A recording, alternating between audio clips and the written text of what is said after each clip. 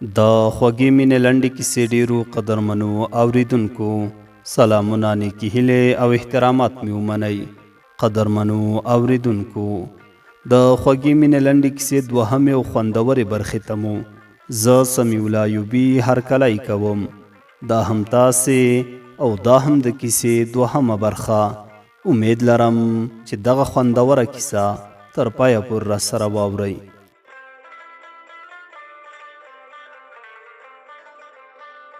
ما ورته وویل زرغونې چې ځینو په مخه دې ښه شه، سبا پر همدغه وخت دواړه همدلته راځو، ګوره چې هیر مې نه کړې.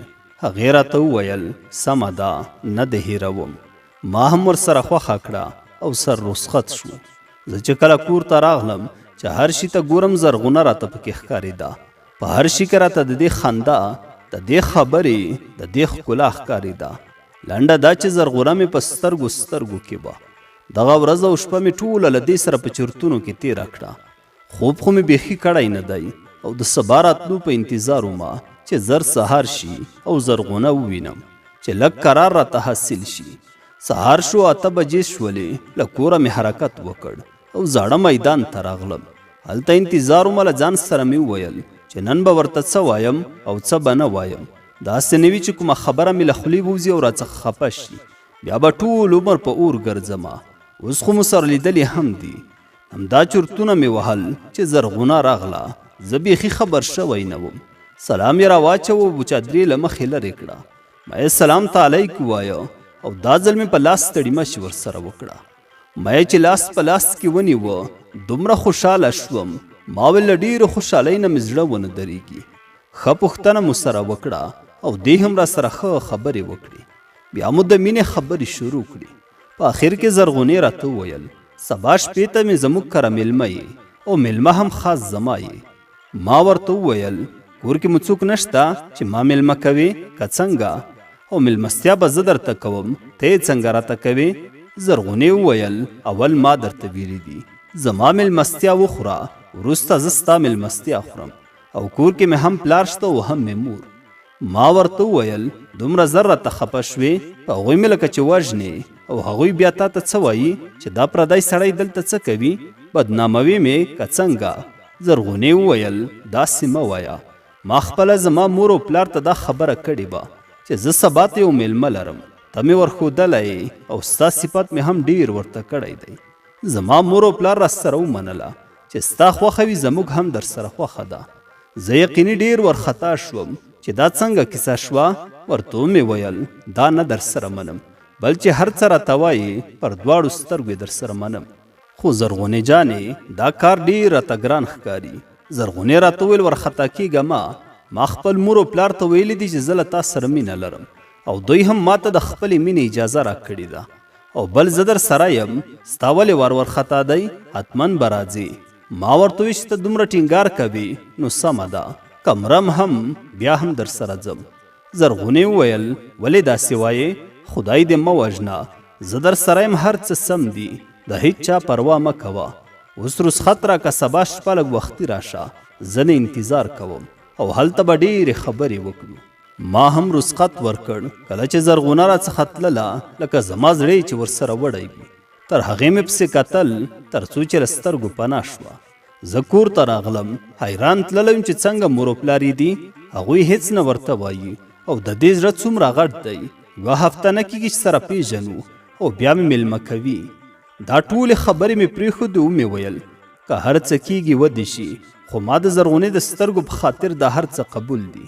خیر که ورباندې بدنام هم شم پروا نه کوي، پرته له دې نه خو نور ژوند هیڅ خوند نه کوي. دا د سبا ماښام وختي د زرغونې د کور پر خوا ور روان شوم. پښې مې رېږدېدې، ورخطا هم وم، خو کور ته ورسېدم. د کور دروازه مې سوکا ور وټکوله. ګورم دروازه د زرغونې پلار راخلاصه کړه او راته ویې ویل راځه زویه ولې ولاړ یې؟ ما سلام ور واچوه، د سلام علی کړ او زه هم حویلي ته ور دننه شوم. د زرغونې پلار راته وویل ته د زرغونې جان میلمه یې؟ ما ورته وویل چې بلې هو هغه زه یم. زما په زړه نو یو الله خبر و چې څومره ورخطا وم او څومره په ورخطایۍ مې ځواب ورکوم.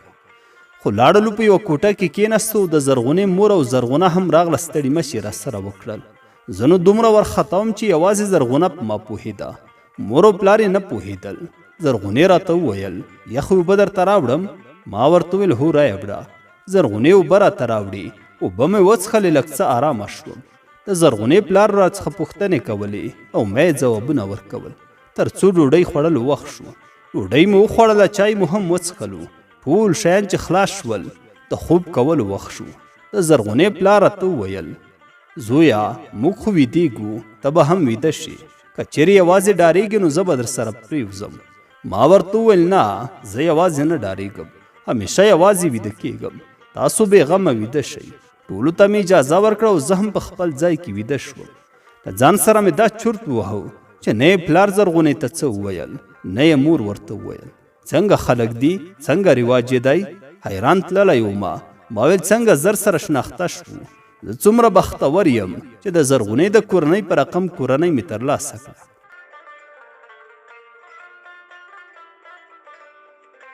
په همدې فکرونو کې وم چې خوب وړی وم. یو ساعت به نه و تېر شوی چې د کوټې دروازه را خلاصه شوه او یو څوک کوټې ته راغلل. ما ورباندې غږ کړ څوک یې؟ زرغونې وویل مه ډارېږه، زه یم. تا خو ویل چې زه نه ډارېږم. ما ورته ویل ته به دا توره شپه کې څه کوې؟ هله زر لاړه شه، مور او پلار دې که خبر شول قیامت به جوړ کړي. ځه لاړه شه او زما مینه مه بدناموه. زرغونې ویل بې غمه اوسه، هېڅ نه کېږي. هغوی دواړه ویده شول او زه ځینې راووتلم. ما ډېرې زارۍ ورته وکړې چې خیر دی لاړه شه، خو زرغونه مې ځای ته راغله او له څنګ سره مې کېناسته. ټینګ یې په غېږ کې ونیولم. زه چې په غېږ کې ونیولم ویښتان مې ټول جګ جګ ودرېدل. ما ورته ویل څه کوې؟ خوب وینې که څه؟ ځان ته دې پام شته؟ زرغونې وویل خوب نه وینم، تا وینم، یوازې تا. ته چې مې له څنګ سره یې ځان څه جهان ته مې هم پام نشته. مه ډارېږه، زما زړه یې، زه در سره یم. اوس به تا ما ته دلاسایي راکوله چې نارینه یې او نارینه خو له هېڅ شي څخه نه ډارېږي. ته څومره بې زړه یې او بې زړه انسان کله مینه کولی شي. ما ته چې زرغونې دا خبرې وکړې لږ غیرت راته ودرېده چې رښتیا هم دا ښځه د نه ډارېږي، زه څنګه وډار شم؟ نو ما هم په غېږ کې ټینګه کړه. ورته مې ویل ستا خبرې مې ومنلې چې بې زړه انسان مینه نشي کولی. له دې نه وروسته به زه له هېڅ چا څخه ډار ونه کړم. تر ډېره وخته پورې مې په غېږ کې نیولې وه. وروسته مې له غېږې لرې کړه او خبرې مو شروع کړې. ما ورته وویل چې پلار او مور دې څه نومېږي؟ زرغونې راته وویل پلار جان مې نظر جان نومېږي او مور مې مور نومېږي. ما ورته وویل ولې دې د مور نوم نه راته ښایې؟ زرغونې راته وویل چې د هغې نوم نه در ښایم ځکه د مور نوم مې ډېر راته ګران دی. ما هم بیا پوښتنه ونه کړه. وخت ناوخته شو. ما زرغونې ته اجازه ورکړه چې لاړه شه. سهار شو، مور او پلار به دې راویښ شي. زرغونې راته وویل په یوه شرط ځمه، که یې راسره منې ځمه که نه تر سهاره به در سره یم. ما ورته ویل ستا هر شرط مې قبول دی، خو اوس لاړه شه، بیا به سهار راته ووایې. زرغونې راته وویل سهار یې بیا نشم درته ویلی، اوس درته وایم او اوس به یې اورې. ما هم ورته وویل ووایه څه چې راته وایې زما قبول دي. زرغونې راته وویل زما شرط دا دی چې سبا به هم راځي، بیا مې میلمه یې. ما ورته ویل پلار به دې پوښي چې دا ولې هره ورځ راځي؟ بد کار دی، یو څه وخت وروسته به راشم. زرغونې وویل هغوی ته ما ته پرېږده، ته راشه هغه زما مسؤلیت دی. ما هم ورسره ومنله چې ته وایې نو بیا راځم. ما خو له خدایه همدا غوښتل چې راشم. زرغونه مې په زوره له کوټې وویستل او زه ویده شوم. سهار ناوخته راپورته شوم، لمونځ قضا شوی و ځکه ډېر بې خوبه ومه. وروسته بیا د زرغونې پلار نظرجان اکا راغی. ما ته ویل زویه سهار دې په خیر، ماښام به دې خوب کړی وي او که نه؟ ما ورته ویل چې ډېر ښه خوب مې وکړ، حتی تر دې پورې چې لمونځ هم راڅخه قضا شو. نظرجان اکا راته وویل بس ښه ده چې ښه خوب دې کړی دی. موږ ډېرې خبرې سره وکړې تر څو زرغونه او مور یې هم راغلې. چای مو په ټولو سره یو ځای وڅښه. تر ډېره وخته پورې هلته وم. بیا مې له ټولو څخه اجازه راواخیسته چې زه ځمه. خدای پاماني مې له ټولو سره وکړه او له کوره یې راووتلم او د راتلونکې شپې په انتظار وم. ورځ تېره شوه او شپه شوه. زه بیا د تېرې شپې په څېر د هغوی کور ته ورغلم. په هغه کوټه کې کېناستم، په کومه کوټه کې مې چې تېره شپه کړې وه. له نظرجان اکا او مور څخه یې ډېر شرمېدمه، بیخي مې ورته کتلی نه شوی. بیا مې چې خیر دی، په مینه او جنګ کې هر څه پېښېږي. تر هر څه وروسته زه بیا لکه د تېرې شپې په څېر یوازې ویده شوم او ټول راڅخه لاړل. اوس نو خوب هم نه راته ځکه پوهېدمه چې زرغونه خو راځي، بیا به ټوله شپه په خبرو تېروو. په همدې فکر کوم چې زرغونې دروازه را خلاصه کړه. دا ور نو زه هم ډېر باجرأته وم. ور ولاړ شوم، په غېږ کې مې ونیوله. تر ډېره ساعت هم په غېږ پورې نیولې وه. وروسته مې ورته وویل چې خدای مو دې تل سره همداسې یو ځای لري، خدای مو دې نه سره جلا کوي.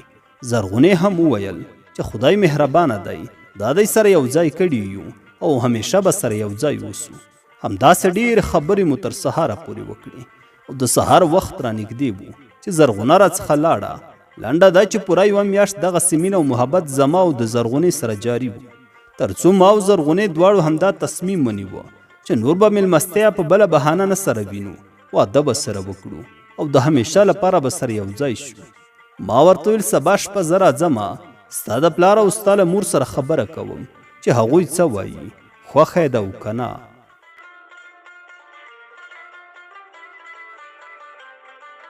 د خوږې مینې لنډې کیسې ډېرو قدرمنو اوریدونکو، دا وه د کیسې دوهمه برخه. تر بلې یعنې راتلونکې برخې پورې مو په لوی څښتن تعالی سپارم. ښاد و آباد اوسئ.